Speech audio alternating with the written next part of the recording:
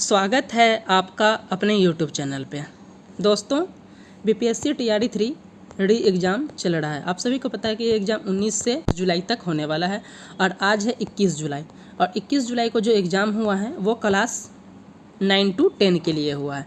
तो 9 to 10 के लिए जो एग्ज़ाम हुए उसके जो 40 जीएस के कॉमन क्वेश्चंस है, जो सभी सब्जेक्ट्स के लिए कॉमन 40 जो जीएस के पेपर आए हैं, उन क्वेश्चंस को हम लोग इसमें उसके आंसर की अर्थात उसके एग्जाम एनालिसिस को देखने वाले हैं। तो चलिए वीडियो स्टार्ट करते हैं। सबसे पहला प्रश्न है, मानव शरीर के यकृत एवं मांसपेशियों में संधारित ग्लाइकोजन का रूप कैसा होता है। अर्थात बताया जा रहा है कि जो ग्लाइकोजन मानव में जो स्टोर्ड एनर्जी के रूप में काम करता है। आप सभी को पता होगा कि ग्लाइकोजन को क्या कहते हैं, ये स्टोर्ड एनर्जी के रूप में काम करता है। जब हम भूखे रहते हैं बहुत देर तक, हमको अगर खाना नहीं मिलता, ऊर्जा नहीं मिलता, तो ये ग्लाइकोजन ही हमें स्टोर्ड एनर्जी के रूप में काम अर्थात हमें ऊर्जा देता है। तो ये कैसा होता है, तो इसका राइट आंसर हो जाएगा ऑप्शन नंबर ए। कैसा है, तो पॉलीसेकेराइड होता है। तो इस पॉइंट को याद रखिएगा। 31 का आंसर हो जाएगा पॉलीसेकेराइड। चलते हैं नेक्स्ट। रक्त में त्रुटिपूर्ण हीमोग्लोबिन निम्न में से किसमें दिखता है। तो इसका राइट आंसर हो जाएगा ऑप्शन नंबर ए, ये है सिकल सेल एनीमिया। इस पॉइंट को याद रखिएगा। इसका राइट हो जाएगा दात्र कोशिका अरक्तता, इसका इंग्लिश नेम है सिकल सेल एनीमिया। इस पॉइंट को याद रखिएगा। 32 का जो राइट आंसर हो जाएगा फर्स्ट हो जाएगा। निम्न में से किस प्रकार की दवाई उत्पादन में इथाइल अल्कोहल अर्थात इथेनॉल का उपयोग होता है। तो इसका राइट आंसर हो जाएगा एक से अधिक, ऑप्शन नंबर डी। चलते हैं नेक्स्ट क्वेश्चन, जो कि एक न्यूमेरिकल से संबंधित है। 15 डिग्री सेल्सियस एवं 380 मिलीमीटर दाब पर ध्वनि का वेग 340 मीटर प्रति सेकंड है। यदि ताप को अपरिवर्तित रखे हुए दाब को दोगुना कर दिया जाए तो ये कैसा हो जाएगा। तो इसका राइट आंसर हो जाएगा आपको 340 मीटर हो जाएगा, ऑप्शन नंबर डी हो जाएगा। चलते हैं नेक्स्ट क्वेश्चन की तरफ। यदि एक जीवाणिक कोशिका प्रत्येक 15 मिनट में विभक्त होती है तब 2 घंटे में कितने जीवाणिक निर्मित होंगे। तो इसका राइट आंसर हो जाएगा ऑप्शन नंबर डी, 256 हो जाएगा। चलते हैं नेक्स्ट क्वेश्चन की तरफ। पौधे एवं पशु कोशिकाओं में अंतर निम्न में से किस संरचना से स्पष्ट होता है। तो आपके ऑप्शन होगा, सभी को पता होगा कि कोशिका भित्ति के कारण ही पता चलता है कि ये कैसा है। तो इस पॉइंट को भी याद रखिएगा कि 36 का राइट आंसर हो जाएगा ऑप्शन नंबर डी। दोस्तों, यदि आप पहली बार हमारे चैनल पर विजिट कर रहे हैं तो हमारे चैनल को लाइक, सब्सक्राइब और दोस्तों के साथ शेयर करना ना भूलें, क्योंकि आप हम देख सकते हैं हमारे यूट्यूब चैनल पर जो है करंट अफेयर के साथ साथ इंडियन पॉलिटी, कंप्यूटर के जो बिजली विभाग हो सकते हैं, उसके रेलवे और इन सब एग्जाम को ध्यान में रखते हुए कंप्यूटर की भी तैयारी हमारे यूट्यूब चैनल पर चलाई जा रही है। और देख सकते हैं कई सारे करंट अफेयर्स और इंडियन पॉलिटी के सीरीज से कई सारे क्वेश्चन 6 to 8 में हमारे वीडियो लेक्चर से पूछे गए हैं। तो ये आपके लिए काफ़ी बेनिफिशियल होने वाले हैं। तो चैनल को जरूर लाइक, सब्सक्राइब और दोस्तों का शेयर करना ना भूलें। नेक्स्ट है कि फोर्ब्स का हालिया रिपोर्ट के अनुसार दुनिया की सबसे मजबूत मुद्रा कौन सी है। तो इसका राइट आंसर हो जाएगा ऑप्शन नंबर 37 का एक कुवैती दिनार हो जाएगा। नेक्स्ट है, प्रधानमंत्री नरेंद्र मोदी ने 8 अमृत परियोजनाओं की शुरुआत महाराष्ट्र के किस शहर से की। तो इसका राइट आंसर हो जाएगा option number C, Solapur. Next है 39th number question. IIT Madras ने e mobility simulation lab launch करने के लिए किसके साथ करार किया। तो इसका राइट आंसर हो जाएगा ऑप्शन नंबर बी, अल्टेयर के साथ किया है। इस पॉइंट को याद रखिएगा। दोस्तों, जो भी आंसर आपको दिए गए हैं वो 99.9% जो है क्या है, ऑथेंटिक है। अगर 1-2 प्रश्न में अगर किसी का गलती होता है इसके लिए मैं आपको माफ़ी चाहता हूँ, लेकिन इसकी ऑथेंटिकिटी आप 99.9% मान सकते हैं कि आपको ऑथेंटिक आंसर ही दिए जाएंगे। नेक्स्ट है, अकादमी पुरस्कार 2024 में सर्वश्रेष्ठ अभिनेता का पुरस्कार किसने जीता है। तो दोस्तों, इस प्रश्न को भी हमने अपने करंट अफेयर सीरीज में डिस्कस किया। आप चाहे तो देख सकते हैं, मंथली करंट अफेयर्स में हमने इसको डिस्कस किया था कि ऑस्कर पुरस्कार के बारे में हमने डिटेल्स में डिस्कस किया। तो वहीं से आया है कि ऑस्कर पुरस्कार में सर्वश्रेष्ठ अभिनेता का पुरस्कार किसने जीता है। तो इसका राइट आंसर हो जाएगा ऑप्शन नंबर सिलियन मर्फी।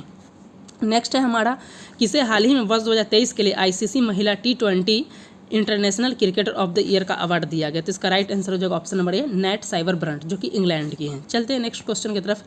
दोस्तों, ये क्वेश्चन भी जो है देख सकते हैं हमने मंथली करंट अफेयर्स में भी देखा था, और जो प्रीलिम्स बूस्टर का हमारा जो डेली करंट अफेयर्स है वहाँ से ये क्वेश्चन डायरेक्टली पूछा गया है, जहाँ पे हमने मिस वर्ल्ड से संबंधित एक सेपरेटेड वीडियो 5 मिनट का बनाया था। वहाँ से आप देख सकते हैं यहाँ डायरेक्टली पूछा गया है कि मुंबई में संपन्न मिस वर्ल्ड 2024 का ताज किसे पहनाया गया। तो इसका राइट आंसर ऑप्शन अभी मिस चेक गणराज की हैं क्रिस्टीना पिस्कोवा। इसके बारे में हम लोग डिटेल्स में डिस्कस किया, आप जाके देख सकते हैं, वहाँ से डायरेक्टली प्रश्न पूछा गया है। तो ऐसा नहीं, हमारे चैनल पे जो भी तैयारी कराई जाती है वो एग्जाम के दृष्टिकोण से ही कराई जाती है और बहुत ही कम समय में। और सभी करंट आप कहीं भी देख सकते हैं मंथली करंट अफेयर्स को, जहाँ 1.5 घंटे 1 घंटे में तैयारी कराई जाती है। हम 100 करंट अफेयर्स को लगभग 30 से 35 मिनट में डिस्कस कर लेते हैं। बिहार स्पेशल करंट अफेयर्स को भी हम लोग बहुत ही डिटेल्स में डिस्कस कर लें, तो एक बार चैनल पे ज़रूर विजिट करें, वहाँ पे देखिए कि क्या कंटेंट एग्जाम के अकॉर्डिंग प्रोवाइड कराया जा रहा है कि नहीं। आप देखेंगे तो हर तरीके का प्लेलिस्ट अपना बना हुआ और वहाँ पे एग्जाम के दृष्टिकोण पैटर्न को फॉलो करते हुए उससे रिलेटेड MCQs को भी तैयारी कराई जाती है और सारी चीज़ों को किया जाता है। तो मेरा रिक्वेस्ट है कि एक बार चैनल पर ज़रूर विजिट करें, वहाँ पर देखें कि क्या कंटेंट सही है या नहीं। अगर एग्जाम के अकॉर्डिंग लगता है तो आप चैनल को सब्सक्राइब करें, अगर नहीं लगता है तो फिर आप इसके स्किप कर सकते हैं। चलते हैं नेक्स्ट क्वेश्चन की तरफ। IPEF द्वारा क्लीन एनर्जी इन्वेस्टर फोरम का आयोजन किस देश में किया गया है? तो इसका राइट आंसर हो जाएगा ऑप्शन नंबर ए, सिंगापुर हो जाएगा। चलते हैं नेक्स्ट क्वेश्चन की तरफ। भारत ने विदेशी शीतवे बंदरगाह को संचालित करने का अधिकार हासिल किया, यह किस देश में? तो आप सभी को पता होगा, इसका राइट आंसर ऑप्शन सी, शीतवे बंदरगाह जो कहाँ पे, म्यांमार में है। चलते हैं नेक्स्ट क्वेश्चन की तरफ। नेक्स्ट क्वेश्चन है हमारा, गंगा के डेल्टा सदाबहार वन क्षेत्र को क्या कहते थे? इसका राइट आंसर हो जाएगा ऑप्शन नंबर बी, सुंदरवन। चलते हैं नेक्स्ट क्वेश्चन की तरफ। बिहार की कौन सी नदी अपना मार्ग परिवर्तित करने के लिए जानी जाती है? तो मार्ग परिवर्तित करने के लिए जो सबसे ज़्यादा सर्वाधिक प्रसिद्ध है ये है कोसी, तो आपका राइट आंसर हो जाएगा ऑप्शन नंबर ए, कोसी हो जाएगा। चलते हैं नेक्स्ट।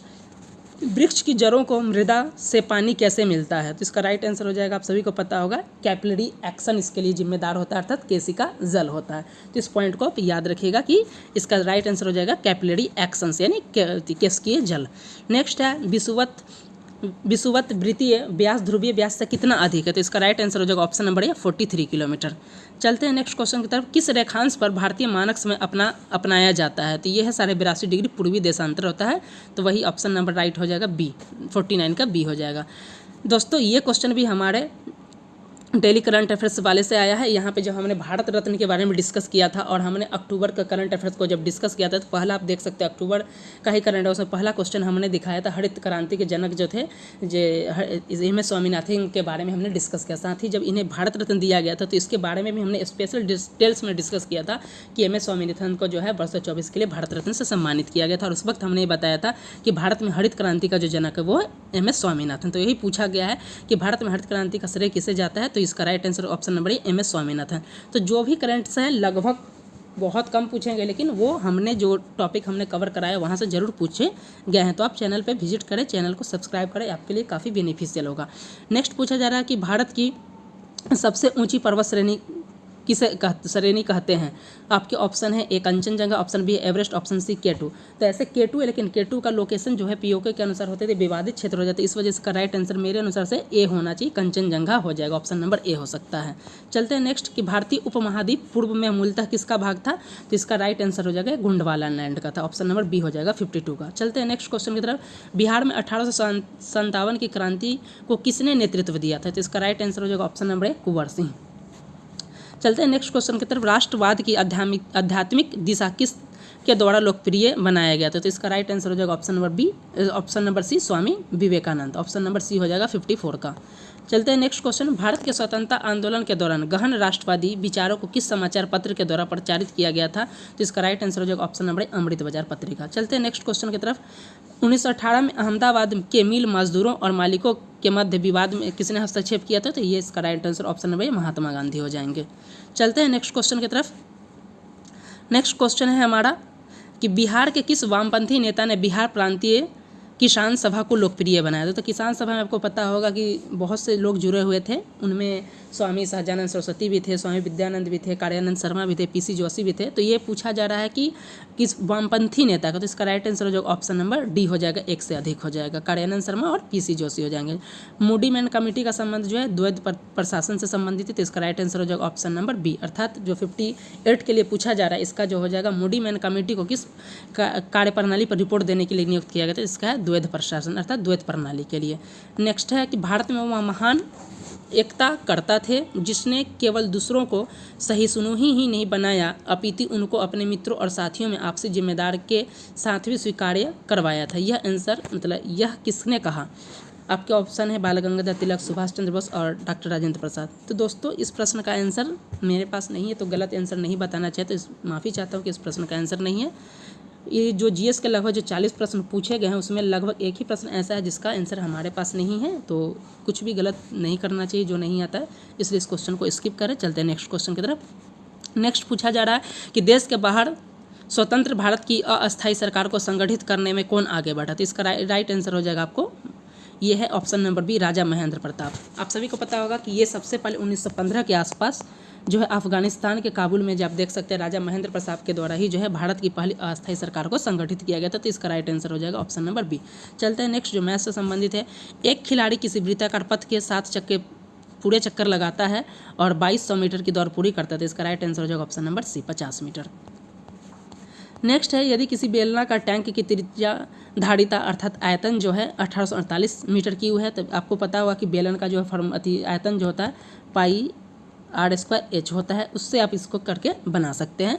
और इस आधार पे जो इसका राइट आंसर हो जाएगा ये हो जाता है आपको 12 मीटर हो जाएगा। चलते हैं नेक्स्ट, यदि किसी संख्या का 8वां भाग 30 है तो उस संख्या का 62% कितना हो जाएगा? तो इसका राइट आंसर हो जाएगा ऑप्शन नंबर सी हो जाएगा, 148.8 हो जाएगा।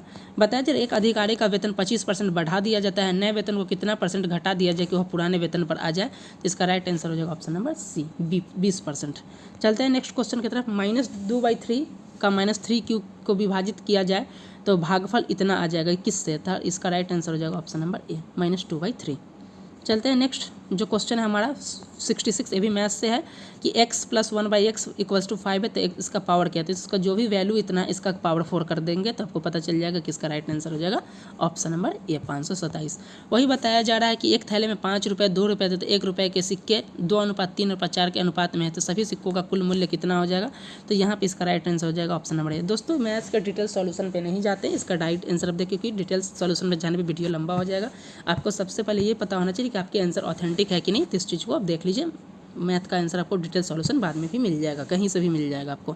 नेक्स्ट है वहाँ, नेक्स्ट क्वेश्चन है हमारा 68 नंबर। एक समबाहु का अंतः कोण उसके बहिष्कोण से 108 डिग्री अधिक है, इस बहुभुज की कितनी भुजाएं हो सकती है? तो इसका राइट आंसर जो ऑप्शन नंबर बी अर्थात 10 हो जाएगा। ऑप्शन नंबर बी 10 होगा ये इसकी बहुभुज की संख्या। नेक्स्ट है, जिंक ऑक्साइड का प्रयोग किसमें किया जाता है? तो जिंक ऑक्साइड का प्रयोग जो होता है सामान्यतः जो होता है पेंटिंग के लिए जाता है, विस्फोटक के लिए तो इसका नहीं होता। इस पॉइंट को आप याद रखिएगा। इसका राइट आंसर जो ऑप्शन नंबर बी।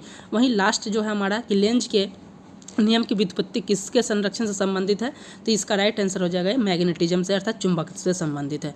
तो दोस्तों देख सकते हैं कि बहुत ही कम समय में लगभग हमने 10 से 12 मिनट के अंदर में जो है जीएस के जो 40 क्वेश्चन पूछे गए हैं उसके बारे में हमने बहुत ही डिटेल्स में और लगभग 99.9% के ऑथेंटिकेशन के साथ हमने इसको डिस्कस किया।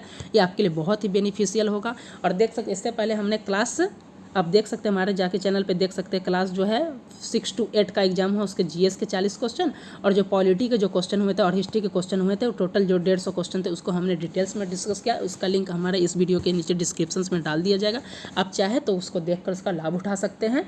दोस्तों हमारे यूट्यूब चैनल पर मैं एक बार फिर से बात याद दिला दे रहा हूँ कि सभी गवर्नमेंट या सेंट्रल गवर्नमेंट की तैयारी कराई जा रही है। उसके लिए करंट अफेयर्स, इंडियन पॉलिटी, उसके अलावा बिजली विभाग के कंप्यूटर साइंस और लेटेस्ट जॉब नोटिफिकेशन की भी आपको तैयारी कराई जाती है। बताई जा रही है कि क्या क्या कब हो रहा है। सभी सब्जेक्ट की तैयारी आने वाले दिनों में हिस्ट्री, पॉलिटी और साइंस की भी तैयारी हमारे यूट्यूब चैनल पर कराई जाएगी। तो इसके लिए चैनल आपके लिए बहुत ही बेनिफिशियल होने वाला है। तो चैनल को लाइक, सब्सक्राइब और दोस्तों के साथ शेयर करना ना भूलें।